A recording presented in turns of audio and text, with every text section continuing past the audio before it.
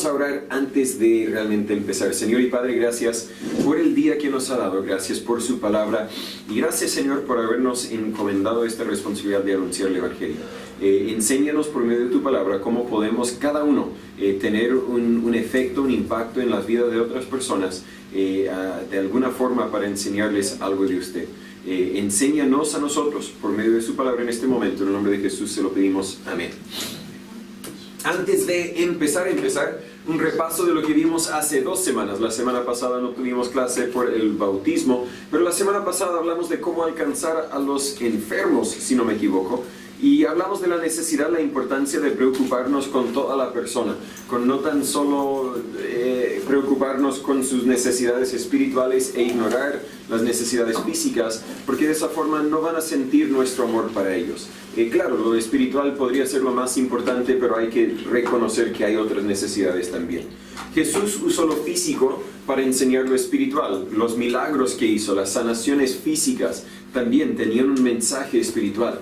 La debilidad física puede abrir puertas para enseñar verdades espirituales. Y recién hoy alguien me comentó de un familiar que pasaba por una enfermedad y vieron un gran cambio. Todavía ese familiar no ha confiado en Jesús, pero seguimos con la esperanza de que algún día confiará. Y vieron cómo esa enfermedad tal vez cambió el corazón, su percepción o su recepción al Evangelio. Número 4, la fe puede ser demostrada en medio del desánimo. De hecho, yo creo que muchas veces la fe realmente es demostrada en medio del desánimo o las pruebas. Número 5, la enfermedad no es una excusa para ignorar a Cristo y la gente va a creer cualquier excusa, pero la enfermedad no es una a base del testimonio que encontramos en la Biblia. Cada uno tiene que responder con fe.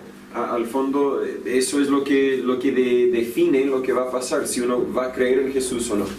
Hay que esforzarnos para traer los que no pueden venir solos, y ahí en el ejemplo moderno muchas veces ofrecemos transporte, pero podemos imaginar otras formas también de atraer a la gente que no va a venir solo porque quiere. Y yo no hablo de cambiar el formato del culto, de inventar juegos y show para atraer a la gente, no, pero algo podemos hacer para invitar a la gente que tal vez estaría menos receptivo a una invitación. Y el número 8, sanación física no elimina las necesidades espirituales. Hoy, en Mateo 8, Marcos 7 y Lucas 8, vamos a hablar de la importancia o la forma de afectar vidas por medio de la intercesión. Hasta ahora hemos estudiado lo que Jesús hizo para afectar las vidas de otras personas con el Evangelio. Él hizo esto o hizo el otro, y por lo tanto nosotros deberíamos imitar a Cristo, y es muy válido, es cierto, debemos ser imitadores de Cristo, pero hoy no vamos a tanto estudiar a Jesús como vamos a estudiar a personas quienes vinieron a Jesús de parte de alguien más. Ellos intercedieron, pero la vida de la otra persona fue cambiada. Cuando hablamos de la intercesión, estamos hablando de ir a Dios, ir a Jesús en este caso, de parte de otra persona. Es lo que nosotros hoy día hacemos en la oración. Ellos hablaron a Dios en la carne, a Jesús mismo. Nosotros hablamos a Dios en el Espíritu en la oración, pero es la misma cosa. En nuestros ejemplos, la otra persona fue sanada. Pero creo que el mismo principio es relevante al hablar de la salvación. No es que nuestras oraciones pueden salvar a otra persona, no es cierto. Mi fe no puede salvar a otra persona, pero mis oraciones pueden tener un impacto en la vida de la otra persona.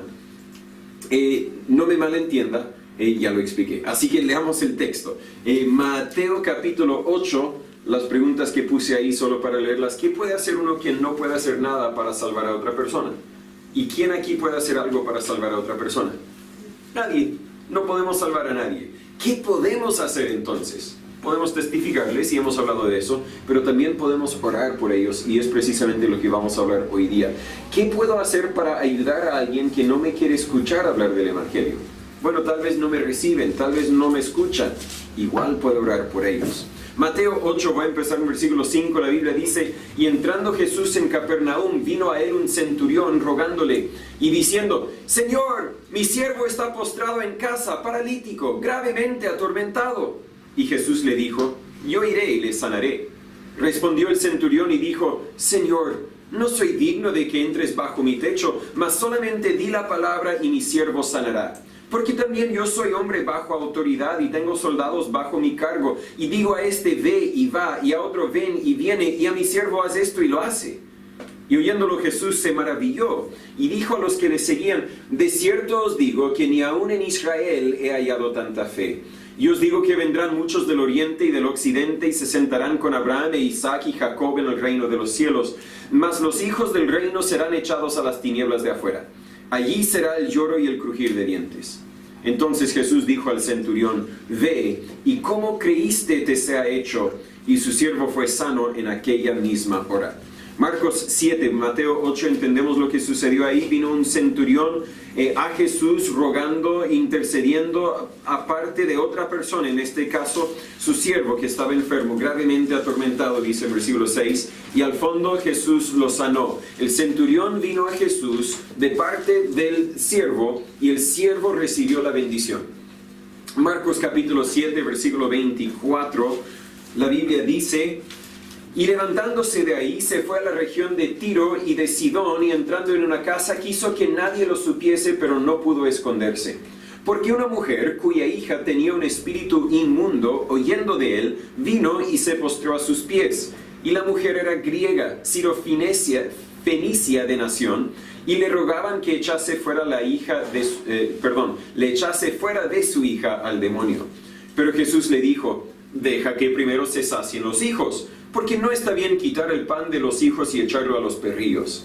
Y ella respondió y le dijo: sí, Señor, pero aún los perrillos debajo de la mesa comen de las migajas de los hijos. Entonces le dijo: por esta palabra, ve, el demonio ha salido de su hija. Y cuando ella llegó a su casa, halló que el demonio había salido y a su hija acostada sobre la cama. Otra vez un ejemplo de alguien que vino a Jesús de parte de otra persona. En este caso, una madre vino a Jesús de parte de su hija. ¿Y quién recibió la bendición? La vida de quién fue cambiada. En este caso, la vida de la hija. ¿Quién tenía fe? ¿Quién vino a Jesús? La madre. Pero ¿quién fue cambiada? La hija. Lucas capítulo 8, un ejemplo más. Estamos en Mateo 8, Marcos 7 y Lucas 8. Lucas 8, voy a empezar en versículo 40. Ahí la Biblia dice: y aconteció que cuando Jesús volvió, la multitud le recibió con gozo, porque todos le esperaban. Y he aquí un varón llamado Jairo, que era príncipe de la sinagoga, vino y postrándose a los pies de Jesús, le rogaba que entrase en su casa, porque tenía una hija única, como de 12 años, y ella se estaba muriendo, y yendo la multitud le apretaba.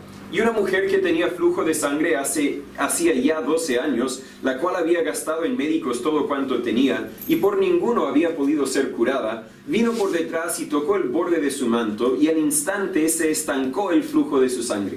Entonces Jesús dijo: ¿quién me ha tocado? Y negando todos, dijo Pedro y los que estaban con él: Maestro, la multitud te aprieta y oprime y dices: ¿quién me ha tocado? Y Jesús dijo: alguien me ha tocado, porque sé que ha salido poder de mí. Entonces, viendo la mujer que no se había ocultado, vino temblando y postrándose delante de él, le declaró delante de todo el pueblo por qué causa le había tocado y cómo al instante había sido sanada. Y él le dijo: hija, ten buen ánimo, tu fe te ha salvado, ve en paz. Hablando aún él, vino uno del príncipe de la sinagoga a decirle: tu hija ha muerto, no molestes más al maestro. Y oyéndolo Jesús le respondió diciendo: no temas, cree solamente y serás sanada. Y entrando a casa no dejó entrar a nadie, sino a Pedro y a Jacobo y a Juan y al padre y a la madre de la muchacha. Y lloraban todos y hacían mucho duelo por ella. Y él dijo: no lloréis, no está muerta, sino duerme. Y se burlaban de él, sabiendo que estaba muerta. Mas él echó fuera a todos y tomándola de la mano le habló diciendo: muchacha, levántate. Entonces su espíritu volvió y se levantó enseguida, y él mandó que le diesen de comer. En esta historia tenemos dos milagros envueltos en la misma historia. Al principio viene Jairo a Jesús rogándole por su hija, y aquí vemos otra vez la intercesión para otros. Jairo vino a Jesús, al final su hija fue sanada, la hija recibió la bendición. Pero metido en medio de esa historia está la mujer con el flujo de sangre, que también fue sanada, fue curada de una forma milagrosa, y ella también vino a Jesús intercediendo, solo que ella vino en su propia parte. Vamos a ver aquí de estos tres pasajes, vamos a ver 7 principios que son muy relevantes para nosotros en cuanto a este tema de impactar a otras personas por medio de nuestro evangelismo, por medio de nuestra intercesión. Y el primer punto no lo encontramos en el pasaje, pero lo encontramos en toda la Biblia, y es precisamente esta idea de que intercesión para otros es el mayor ministerio en el evangelismo. Lo mencioné hace poco. ¿Quién aquí puede salvar un alma? Y la respuesta es nadie. Tú no puedes salvar a nadie, yo no puedo salvar a nadie. Yo puedo compartir el evangelio, tú también, y debemos compartir el evangelio. Y es la fe en el evangelio lo que salva, pero yo no puedo salvar. Solo Dios puede salvar. Por lo tanto, si yo creo, yo voy a ver muchas almas salvas esta semana, yo voy a salir en mi propia fuerza y yo voy a testificar a un montón de gente y van a ser salvos.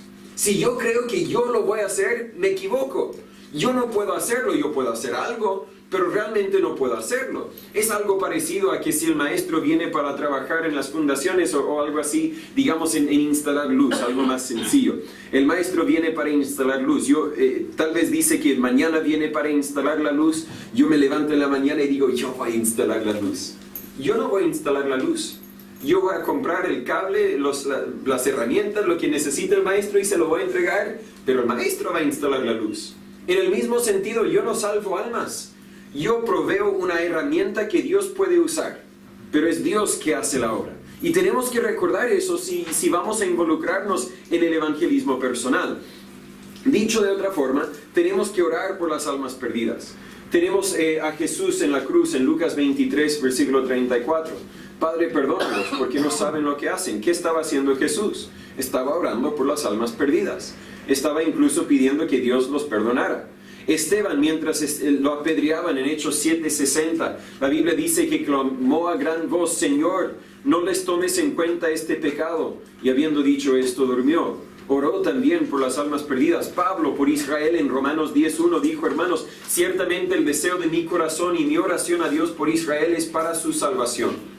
Ya lo dije, pero nosotros no podemos salvar ni un alma, por lo tanto debemos rogar al que puede salvar las almas. Pero piénsalo bien. ¿Quién aquí puede orar para las almas perdidas? Todos. Así que no hay ninguno que no pueda involucrarse. Tal vez en unos años más, no sé si el hermano Alan y su familia, si Dios los va a llevar de vuelta a Macedonia, Albania. ¿Quién aquí va a ir a Macedonia, Albania? Quizá ellos y nadie más. Pero ¿quién aquí puede orar por las almas en Macedonia y Albania? Todos. Hablando de Cañete, ¿quién aquí va a ir a trabajar en Cañete? Algunos hermanos ya han ayudado y quizás otros van a ayudar, pero otros dicen, pastor, yo no puedo ir a Cañete. Está bien. Igual puede orar para las almas en Cañete. Todos podemos ir tal vez a algunas personas aquí en San Pedro, pero no podemos ir a todos. Pero igual podemos orar. Alguien comparte una petición, oremos por un familiar que está enfermo, que tal vez está por morir y todavía no ha confiado en Jesús. ¿Yo qué puedo hacer? Tal vez no me va a recibir si paso a visitar, pero puedo orar. E intercesión para otros es el mayor ministerio en el evangelismo. No es un punto aparte, es el punto principal, porque nosotros no podemos salvar almas. Al fondo, estas personas también lo reconocían. Reconocían que sus hijos, sus familiares, sus siervos, lo que sea, tenían un problema que los médicos no podían resolver. No podían hacer nada, pero podían orar. Y nosotros también. Número 2, la intercesión o la oración requiere que tengamos la perspectiva de Cristo. Dicho de otra forma, Jesús lo dijo en Juan 14, versículos 13 y 14, todo lo que pidiereis en mi nombre, esto haré para que el Padre sea glorificado en el Hijo. Si algo pidiereis en mi nombre, yo lo haré. Por eso muchas veces cuando terminamos una oración decimos en el nombre de Jesús, se lo pedimos, todo esto lo pedimos en el nombre de su Hijo. De alguna forma decimos que estamos pidiendo en el nombre de Jesús. Pero al decir en el nombre de Jesús no estamos diciendo palabras mágicas que significan que ahora Dios nos va a cumplir todo el deseo que nosotros compartimos en esa oración. No es magia. Al decir que estoy pidiendo en el nombre de Jesús, lo que literalmente estoy diciendo es que estoy diciendo que lo que yo estoy pidiendo precisamente lo que Jesús pediría si Él estuviera hablando en vez de mí. Parecido a que el hermano Alan vino, su papá no vino, pero lo vi anteayer, algo así, y digo, ¿cómo está su papá? Y él me dice, está bien, pero algo cansado, según me comentó. Bien, mándale mis saludos. Cuando Alan ve a su papá, el hermano Isaías, él puede decir, oye, el pastor manda sus saludos. O bien, el pastor, o te saludo en el nombre del pastor. ¿verdad? Él está mandando, está diciendo precisamente lo que yo hubiera dicho si yo estuviera hablando en vez de Alan hablando a su papá, el hermano Isaías. En cambio, si yo le dijera al hermano Alan, oh, es que tu papá no lo aguanto más, es muy pesado, nada de eso es cierto, me encanta tu papá. Pero si yo dijera puras cosas feas del papá, y él ve a su papá y dice, el pastor manda sus saludos. Eso no es lo que yo le dije. Él está puro inventando palabras porque él quería decir lo que él quería decir. Y muchas veces en nuestras oraciones no estamos realmente hablando, orando en el nombre de Jesús. No estamos diciendo lo que Jesús diría, estamos puro inventando palabras. Señor, por favor, quita este vecino bien molesto de mí. Señor, que él aprenda a callar su boca. Señor, que apague la música que me está molestando a las 2 de la mañana. Señor, cambia todo esto en el nombre de Jesús. Amén. Pero ¿quién sabe si eso es la voluntad de Dios o no? Tal vez Jesús quiere que el vecino te siga molestando para que tú puedas seguir aprendiendo paciencia, para que puedas demostrar amor en medio de la molestia. ¿Quién sabe? Yo no sé. Al fondo tú y yo realmente no conocemos la voluntad de Dios. Por eso muchas veces cuando oramos es importante recordarnos en nuestras oraciones, Señor, te pido esto, pero si no es tu voluntad, quiero tu voluntad. Tenemos que orar con la perspectiva de Cristo. Lo que más quiero, Señor, es que se haga tu voluntad. En nuestro texto, el centurión no dio órdenes a Jesús. Simplemente declaró la situación, entendiendo que Jesús haría lo que Jesús quiere hacer. ¿Verdad? Si quiere regresarse a Mateo capítulo 7, la Biblia dice en versículo 6, Señor, mi siervo está postrado en cama, paralítico, gravemente atormentado. Ni pidió que Jesús viniera para sanarlo. Simplemente declaró la situación, sabiendo que Jesús va a hacer lo que Jesús va a hacer. Las otras personas también entendieron que esto solo resultaría si era la voluntad de Jesús. Y nosotros siempre deberíamos orar aceptando la voluntad de Dios. No sabemos si Dios quiere que una persona se sane. No sabemos si Dios quiere que el auto se repare. No sabemos si Dios quiere que consigamos un mejor trabajo. ¿Qué es lo que sabemos acerca de la voluntad de Dios? ¿Hay algunas cosas que sabemos con confianza? Y yo diría que sí. Y ahí cito a 2 de Pedro 3:9, donde la Biblia dice, el Señor no tarda su promesa, como algunos la tienen por tardanza, sino que es paciente con nosotros, no queriendo que ninguno perezca, sino que todos procedan al arrepentimiento. Cuando yo pido para mí, no sé si es la voluntad de Dios o no. Cuando yo pido que Dios sane a otra persona, no sé si es la voluntad de Dios o no. Pero cuando yo pido que Dios salve un alma, puedo saber que estoy pidiendo conforme a la voluntad de Cristo. La intercesión requiere que tengamos la perspectiva de Cristo. Número 3, el amor fomenta un ambiente de oración. Es decir, el amor me hace estar dispuesto a orar por una persona. Tenemos en nuestros textos el centurión y su siervo. El simple hecho de que el centurión se haya acercado a Jesús para pedir que Jesús sanara a su siervo, indica que este siervo era un siervo querido. De lo que ellos entendían como siervo, era muy parecido a lo que nosotros hoy día entendemos como esclavo. No era un empleado con derechos como hoy día los empleados tienen derechos. Entonces eran clases muy distintas el centurión y su siervo. Pero el hecho de que él vino a Jesús rogándole a causa de su siervo indica que él tenía amor para su siervo. Luego tenemos a la madre que vino a causa de su hija, y tenemos a Jairo que también vino a Jesús pidiendo por su hija. Y entendemos el amor que una madre o un padre tenemos para nuestros hijos. Pero cuando amo a alguien, naturalmente voy a orar por su bien. Pastor, ¿qué tiene esto que ver con nosotros? ¿Qué tiene esto que ver con el evangelismo? Creo que tiene mucho que ver con el evangelismo, porque muchas veces no compartimos el evangelio porque no amamos como deberíamos amar. Si los amáramos, creo que compartiríamos el evangelio un poco más. Y eso va relacionado con la oración. Porque piensa, espero que usted haya tomado un momento de orar con el Señor en los últimos 24 horas por lo menos. Tal vez esta mañana, tal vez su hábito es orar en la noche. Pero ¿para quién oró? Y no me refiero a los 15 segundos que bendecimos la comida antes de comerla. Me refiero a una conversación profunda con Dios. ¿Para quién pidió? Y lo más probable es que pidió para sus hijos, pidió para su esposo o su esposa, pidió para sus familiares, pidió para sus amigos más cercanos, pidió para las personas a quien usted ama. Ese vecino molesto tal vez no pidió por él. ¿Por qué? Porque no lo amas. Andas molesto con el vecino. Y tenemos que pedir, Dios, deme un corazón para amarlo. Y Dios empieza a cambiar nuestros corazones por medio de nuestras oraciones. El amor fomenta un ambiente de oración. Número 4.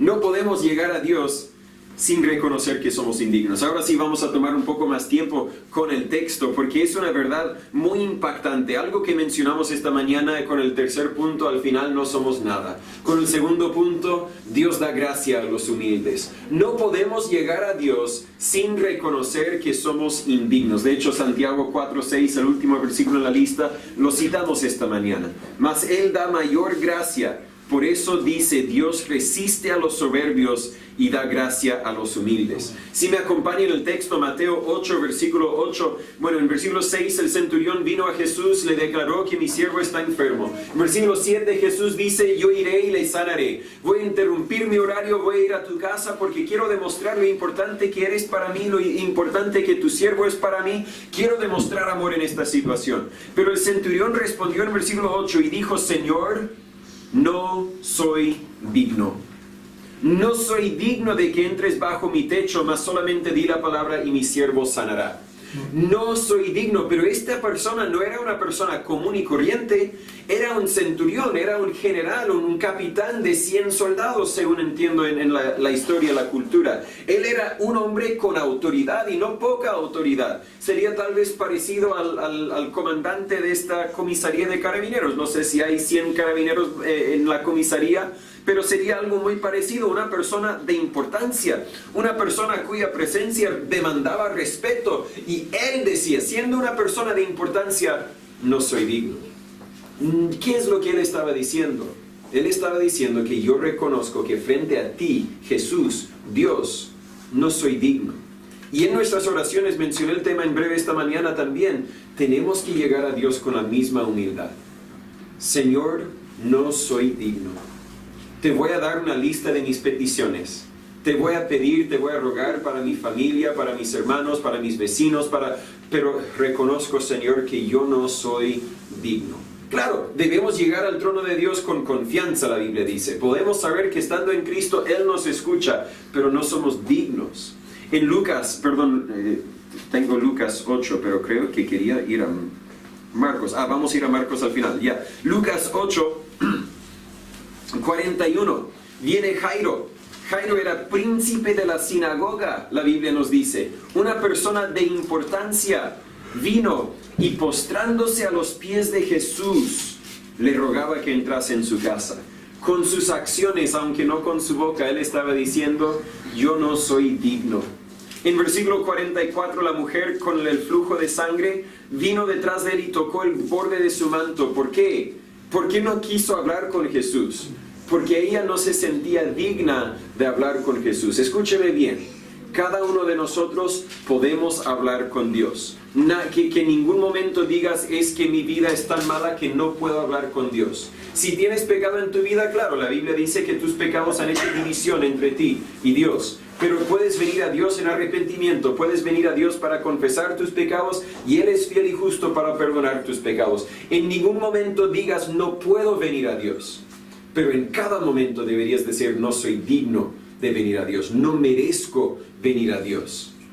Somos indignos tal como esta mujer. Y en Marcos 7, lo dejé al último porque es el más interesante. Viene esta mujer a Jesús, rogándole a Jesús a causa de su hija. Y en Marcos 7, versículo 28, versículo 27, Jesús le dijo, deja que primero se sacien los hijos, porque no está bien quitar el pan de los hijos y echarlo a los perrillos. Sin entrar a todo lo que Jesús estaba diciendo al hablar de los hijos, Israel, y los perrillos, la mujer era griega, la Biblia dice en versículo 26. Podemos entender algo incluso en nuestra cultura, que si llamamos a una persona un perro, no estamos diciendo algo bonito de ellos, estamos insultándoles. Y en cierto sentido Jesús estaba insultando a esta mujer. Te dije que no íbamos a estudiar lo que Jesús hizo.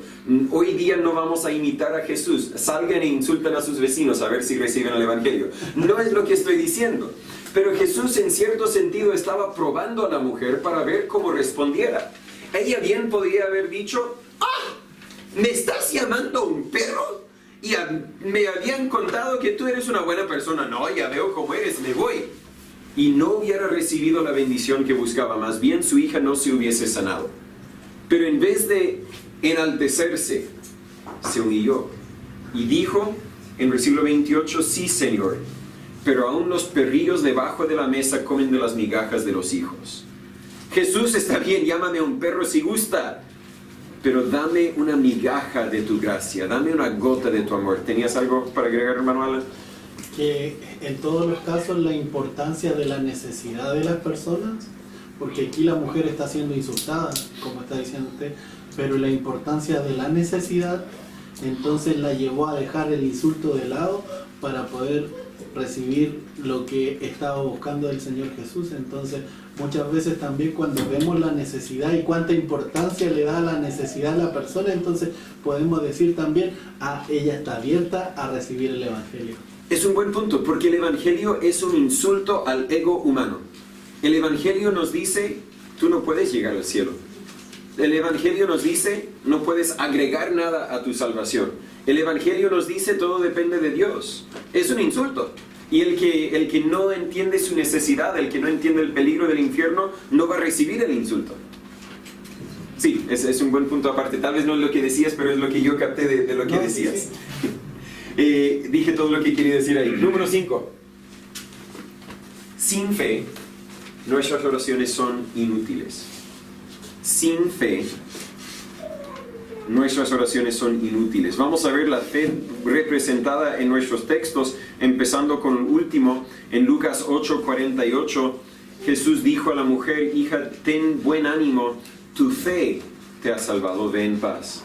En el contexto aquí, si se acuerda de la historia, lo que sucedió, Jesús tenía un montón, una multitud de gente que le apretaba, que estaba alrededor de él. Entiendo que los discípulos básicamente tenían que ir delante de él diciendo, permiso, hagan espacio, permiso para que pase Jesús, y había un montón de gente por seguro que lo tocaba. Algunos a propósito, algunos por accidente, simplemente porque andaban apretados como la gente hoy día anda en la micro, ¿cierto? Imposible subir y bajar de la micro sin tocar una multitud de gente.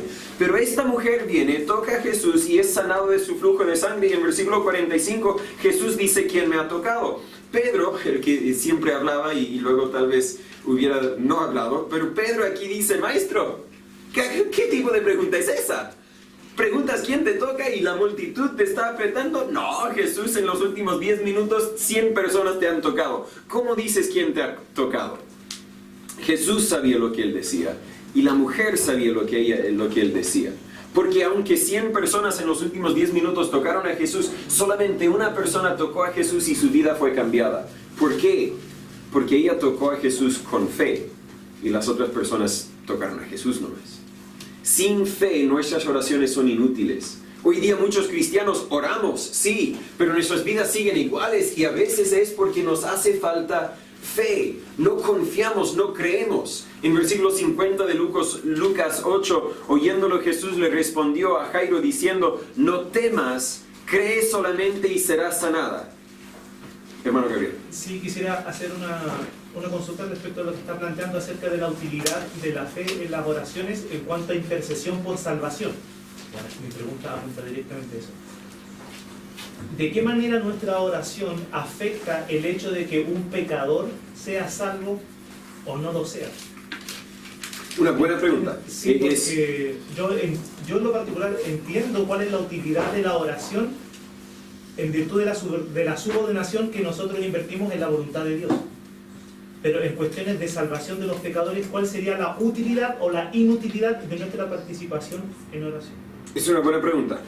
Al fondo Dios es Dios y nosotros no somos nadie, así que no podemos decir que con nuestras oraciones vamos a hacer la cola que mueve el perro, un dicho en inglés, ¿verdad? Nosotros no vamos a cambiar lo que Dios quiere hacer. Sin embargo, vemos algunos ejemplos en la Biblia donde las oraciones de Dios parecen haber tenido un efecto en lo que Dios hizo. Podemos implorar la oración de Moisés cuando al parecer Dios quería destruir al pueblo, y podríamos destacar otros momentos cuando las oraciones parecían tener un efecto. Vuelvo a decir, no es que la cola movió el perro, no es que yo voy a mandar a Dios a lo que él va a hacer, pero yo no puedo cambiar almas, yo no puedo ablandar corazones, yo no puedo trabajar en circunstancias para hacer una persona más receptiva al Evangelio, pero Dios puede. Y creo que ahí es el impacto que estamos diciendo. Cuando Pablo dice que él está orando por la nación de Israel, él entiende que sus oraciones para algo sirven. Entonces, este punto va más fundamental con la oración, no hablando del Evangelio, sino cualquier oración sin fe, nuestras oraciones son inútiles. Pero muchas veces yo podría explicar este punto en el sentido de que, ¿para qué orar por una persona si yo creo que esa persona está tan lejos de Dios que Dios no lo puede salvar? No, yo tengo que orar pidiendo, sabiendo que Dios puede salvar a cualquier persona, incluso la persona que parece ser la más rebelde de todos. Saulo era uno de los más rebeldes. Pregunta a cualquier cristiano, no, ese Saulo, Dios, si alguno no sería salvo, sería Saulo. No voy a decir que los cristianos en ese momento dudaban que Dios podía salvarlo, pero Dios puede, y nosotros tenemos que venir a Dios con la convicción de que Dios puede. Es el punto que quiero destacar en este momento. En Mateo 8, versículo 13, tenemos otra vez el fundamento de la fe. Jesús dice a este centurión, ve y como creíste te sea hecho. Y su siervo fue sano en aquella misma hora. Esa frase es muy clave. ¿Cómo creíste te sea hecho? Yo entiendo de ese dicho, que si el centurión hubiese venido a Jesús diciendo, Jesús, mi siervo está, como dice en versículo 6, está postrado en casa, paralítico, gravemente atormentado. Por favor, Jesús, yo sé que tú puedes darle un alivio por una semana. Como creíste te sea hecho, un alivio de una semana. Pero Jesús podía mucho más que eso, y le hubiera faltado fe en ese ejemplo. Pero el centurión vino a Jesús sabiendo que Jesús podía sanarlo completamente, y dice otra vez en versículo 13, ¿cómo creíste te sea hecho? En cierto sentido, nuestra fe, no voy a decir que afecta a lo que Dios hace, pero en cierto sentido es un filtro de lo que Dios puede hacer o quiere hacer. Tenemos el ejemplo cuando Jesús, la Biblia dice que Jesús no pudo hacer muchos milagros a causa de la falta de fe ahí. Y yo creo que muchas veces Dios quiere bendecirnos, pero a causa de nuestra fe perdemos la bendición. Nuestra fe es limitada porque nuestro entendimiento de Dios quizás también es limitado. No quiero desviarme del punto, pero la fe es fundamental. Podemos destacar el versículo conocido de Hebreos 11:6, sin fe es imposible agradar a Dios. Pero más que agradar a Dios, luego dice, porque es necesario que el que a Dios se acerca, podemos entender que en la oración queremos acercarnos a Dios. Es necesario que el que a Dios se acerca crea que le hay y que es galardonador de los que le buscan. En Mateo 17:20, la Biblia dice, si tuvierais fe como un grano de mostaza, diréis a este monte, pásate de aquí a allá y se pasará y nada os será imposible. Dios no demanda mucha fe, lo mencionamos hace algunas semanas en la mañana. Dios demanda fe. ¿Hermana? Y también muchas veces es importante ver que el hermano tiene razón en el sentido de que Dios es Dios y Él sigue actuando aunque tenga fe yo o no, sigue actuando. Pero a veces nuestra fe también va a ser probada, porque venía a mi mente un ejemplo muy familiar. Mis abuelos por parte de mi papá fue el primero que se convirtió en su hogar a los 18 años. Y desde los 18 años él comenzó a orar, se casó a los 27 por ahí. Esa oración por sus padres se convirtió en nuestra oración. Luego cuando ya se casó, nacimos nosotros. Mi abuelo se convirtió y se bautizó hasta que yo tenía 16, 17 años. Y eso ya había pasado. Mi papá creyó cuántos años pasaron. Y no significa que la fe de él era diferente quizás porque mi papá se convirtió y él le entregó su vida a Cristo completamente, con cambio radical. Y mi papá vive por fe, hasta el día de ahora es pastor también. Y que ya al momento que se convirtió, ahí fue donde creció la fe de él, o ahí se probó. No, fue una prueba de fe por tanto tiempo, pero que tuvo resultado. Muchas veces nuestra fe también va a ser probada, cosa de que permanezca la fe. Estirada, sí. Y Estirada. no quiero dar la idea de que usted ora por alguien y nunca son salvos. Es que usted no tenía suficiente fe. No, tampoco.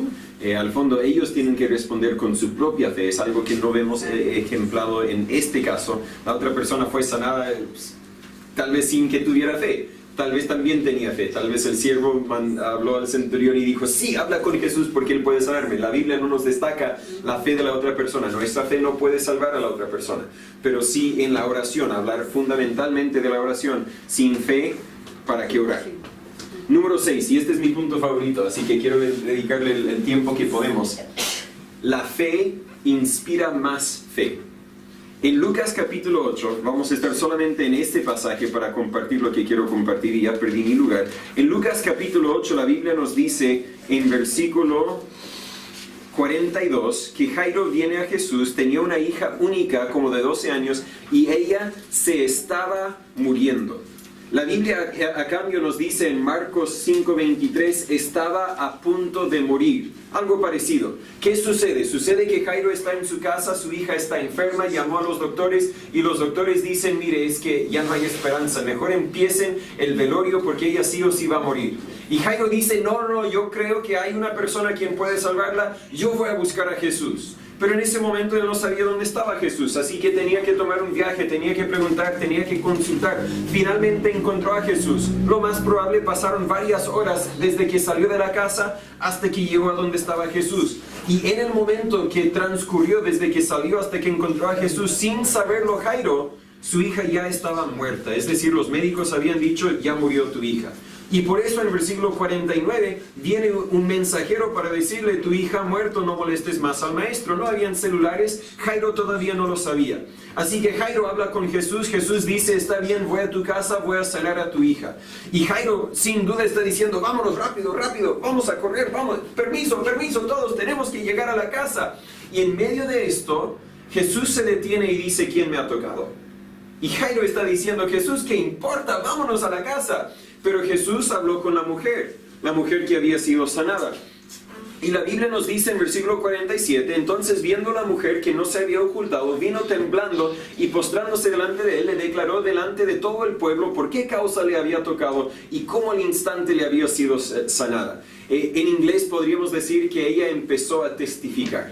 Ella empezó a decir, tal vez ustedes no saben, pero en mi vida yo estaba enferma por 12 años y fui a todos los médicos y hice todo lo posible y nada me resultó y no tenía más esperanza que venir a ti y yo sabía, Señor Jesús, que si tan solo te tocara, tú me sanarías. Y finalmente llegué en medio de toda la gente, te toqué y estoy sana.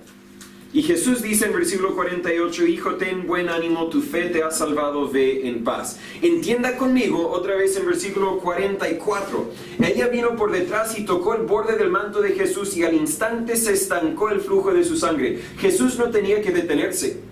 Jesús podía seguir dirigiéndose a la casa de Jairo. Ella ya había sido bendecida y seguir a la casa de Jairo demuestra lo importante que Jairo es para él, así que sigamos en nuestro camino. Pero Jesús eligió detenerse para hablar con la mujer porque yo creo que Jesús, siendo Dios, sabía que el mensajero ya venía para hablar con Jairo, para decirle que su hija estaba muerta.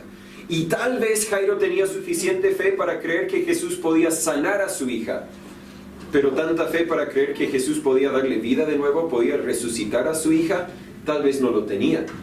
Por eso yo creo que él se detiene, habla con la mujer para que la mujer comparta su testimonio y destaca, hija, ten buen ánimo, tu fe te ha salvado, ve en paz. Hablando aún él, las palabras están saliendo de su boca, hablando con la mujer. Vino uno del príncipe de la sinagoga a decirle, tu hija ha muerto, no molestes más al maestro. Jesús, oyéndolo, dejó de hablar con la mujer, habla con Jairo y dice, no temas, cree solamente y serás sanada. En otras palabras, Jairo, yo hice lo que nadie más podía hacer.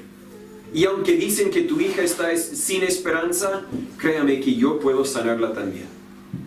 Creo que Jesús habló con la mujer porque la fe de la mujer podía inspirar más fe en Jairo. Si explico el punto. La fe de otros inspira más fe en nosotros. Yo siempre destaco varios años que asistí a una iglesia muy pequeña en el campo en Alabama y habían casi puros viejitos y los hijos del pastor y yo. Y alguien diría, ¿por qué ir ahí? Yo no sé, porque Dios quería que yo fuera ahí. Pero los viejitos para mí eran una inspiración. Había una hermana fácilmente de 80 años, se llama la hermana Rosela. Y ella, por dolor de la espalda, siempre tenía que caminar así. Y para saludarte, te miraba así nomás, porque nunca podía enderezar su espalda. Pero ella casi nunca faltaba. Casi siempre estaba en el culto. Y yo sabía que en mi peor día, cuando yo me levanto con dolor de cabeza y no me dan ganas de salir de la cama, en mi peor día, yo me sentía mejor que ella se ha de sentir en su mejor día. Y si ella tenía fe para ir a la iglesia, yo también podría tener fe para ir a la iglesia. La fe de ella inspiró más fe en mí.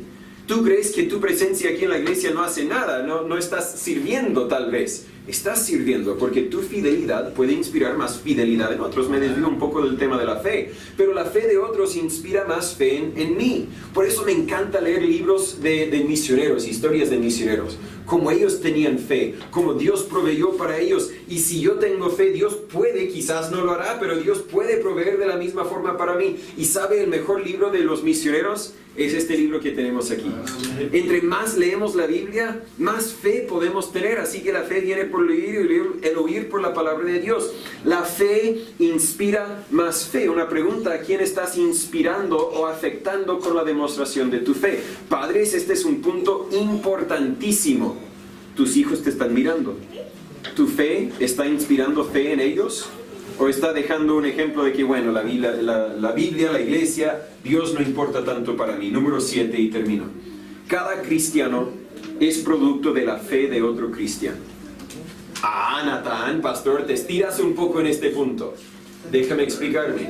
Cada cristiano, cada persona que hoy es hijo de Dios a causa de la fe de otra persona, otro hijo de Dios. Si tuviéramos el tiempo para compartir nuestros testimonios de cómo es que llegamos a conocer a Cristo, lo más probable es que alguien tomó el tiempo para compartirte el Evangelio. Tomaron el tiempo para hablarte de Cristo porque tenían fe que Dios podía salvarte. La fe de ellos tuvo un impacto en tu vida. No eres salvo a causa de ellos, eres salvo a causa de Cristo. Pero la fe de ellos tuvo un efecto en tu vida. Pero nadie me habló, yo simplemente leí un tratado. La fe de alguien le causó a entregarte ese tratado. No es que lo encontré botado en la calle.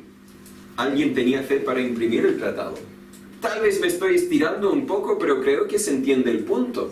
Cada cristiano hoy es hijo de Dios, hoy ha podido conocer a Dios. Porque otras personas, en muchos casos son muchas personas, quienes tenían fe para hacer algo para tener un impacto, un efecto en nuestras vidas.